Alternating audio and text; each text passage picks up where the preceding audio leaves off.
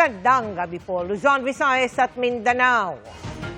Pasakit para sa maraming taga-Albay hanggang ngayon ang ibinugang abo ng Bulkang Mayon na nag-alboroto nitong Sabado. Hanggang 2 pulgada ang kapal ng abong bumagsak, partikular po sa mga bayan ng Kamalig at Ginubatan. Libo-libo ang apektado gaya ng mga magsasakang nasayang ang mga pananim na malapit na sanang anihin, pati mga alaga nilang hayop na matay. Ang sitwasyon, tinutukan live ni Bea Pinla. Bea. Mel, Emil, Vicky, lubhang napinsala ang sektor ng agrikultura sa mga bayang apektado ng ashfall noong Sabado dahil sa pag-aalboroto ng Bulkang Mayon. Grabe. Wow. Halos sakupin ng malahalimaw na ulap ng abo ang bahaging ito ng Kamalig Albay nitong Sabado.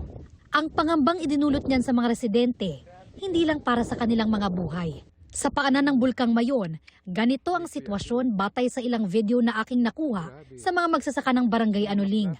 Ang mga pananim na halos diligan ng dugot pawis at malapit na sanang anihin, naging abo sa isang iglap lang. Amo diyang grabe. Nagkaparantay.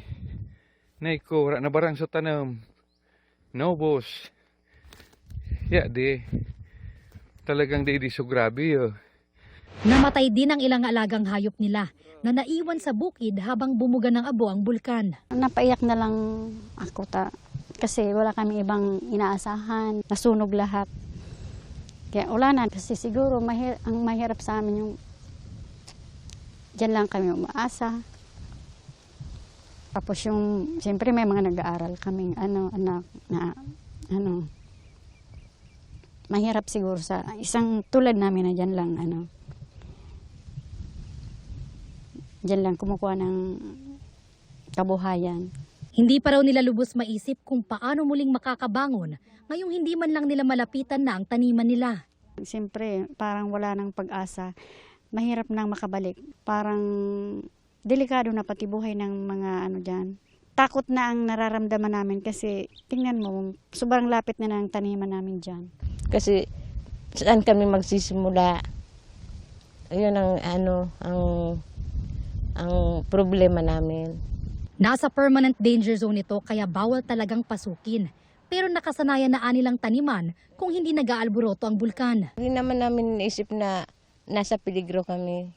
Kasi ang yun nga ang sinasabing, hindi naman araw-araw na ganyan ang... Isa ang Kamalig sa mga bayang karaniwang nakararanas ng heavy o matinding ash fallout dahil sa Mayon. Damay din dyan ang bayan ng Ginubatan, kung saan inabutan ko ang ilang residenteng aligaga sa paglilinis ng abo. Nangangamba sila para sa kanilang kalusugan. May sakit nga ako. Nahirapan ako para kuha ng tubig. Lagi naman ganito, siyempre, nakasanayan na namin. Pero ngayon, nahirap na ako kasi matanda na ako. Nahirapan na ako. Hindi gaya noon, malakas pa ako. Siyempre, takot naman kami. Mga bata, magsakit naman. Yung mga pananim namin, sirang-sira. Puspusan na ang paglilinis ng mga otoridad at mga residente sa nagkalat na abo. Pinag-aaralan din kung kailangan ng itaas ang alert level ng Mayon o dapat bang palawigin ang danger zone ng bulkan.